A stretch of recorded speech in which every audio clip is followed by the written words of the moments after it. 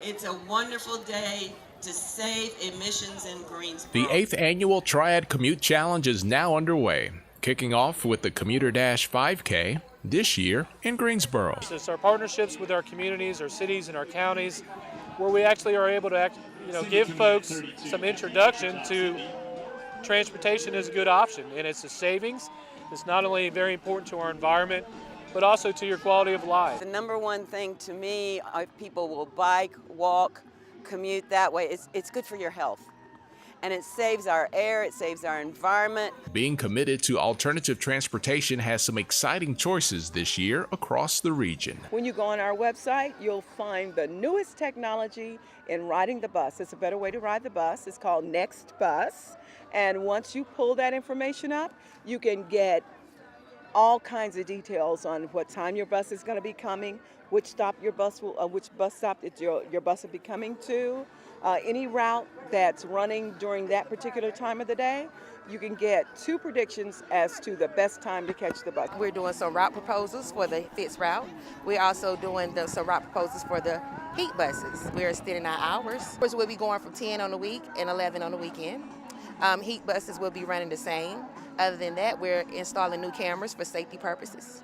And everything's good at GTA. And we are in the process of doing our short-range transit plan, and we're about to get cranked up with the public outreach portion. We're going to look at what the consulting firm has already done in the way of looking at our existing services, comparing us to other similar systems, seeing what we do well and what we can improve on, and then looking at where we want new services to go in the future. We want to provide the riders of Amtrak with a very comfortable and enjoyable experience on Amtrak within the state of North Carolina, that when they leave, they've had a good ride and they have a very good feeling about the hospitality of North Carolina.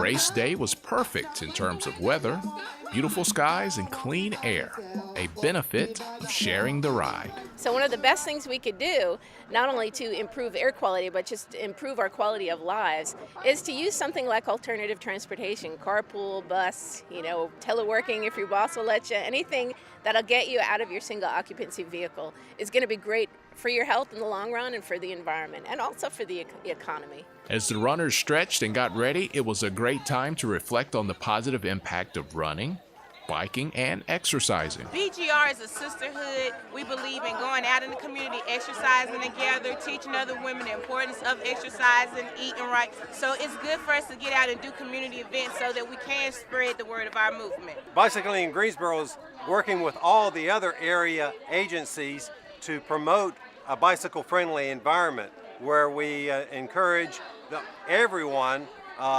families as well as people who are interested in recreational and racing, to know that our whole community's interested in safety and awareness of bicycling so that everyone is coexisting.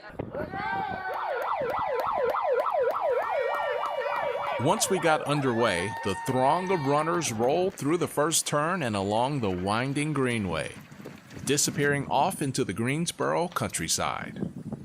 And while all that was going on, Scooter the Commuter got a back massage, compliments of Health First Chiropractic and Rehab. We'll check back with the runners in a minute, but first, let's quickly chat a bit about how important public transit is to our local universities. We've only got about 7,000 parking spaces that serve on an average day anywhere from 15 to 20,000 people. So it's because of buses and biking and carpooling and car sharing. That's how we're able to get everybody to campus and get to classes on time. GTCC has many campuses across Guilford County, and we want higher education to be available to anyone, so transportation is definitely an issue. If people don't have transportation to get to where they need to be, it's not an option for them. So by having HighTran, by having PARK, GTA, HEAT, it's really an option for anyone to go pursue their higher education.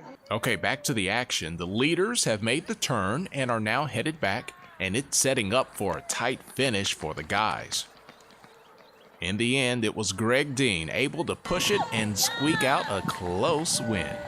We would exchange first and second all throughout the race until the very end. And I've never really ran a race where I was racing somebody the whole race for over 3 miles. I was racing them, so that was pretty cool.